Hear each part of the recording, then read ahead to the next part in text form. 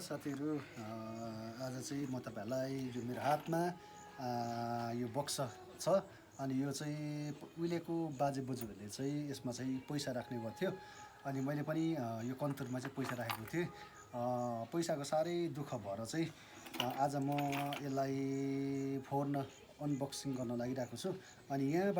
देख्नु नि यहाँनिर चाहिँ मैले काँटी हानेको थिएँ अब यो काँटीलाई यो हँसियाले खोलेर म तपाईँलाई देखाउँदैछु ल अब चाहिँ 4 इन्चीको काँटी हानेको रहेछ नि त पैसाको साह्रै दुःख भयो कति छ अब यही खोलेर चाहिँ रासिन पानी खानुपर्छ हँसियाले खोले अब हेरौँ है त कति रहेछ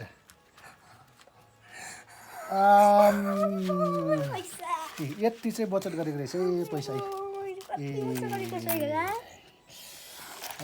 वा कति रहेछ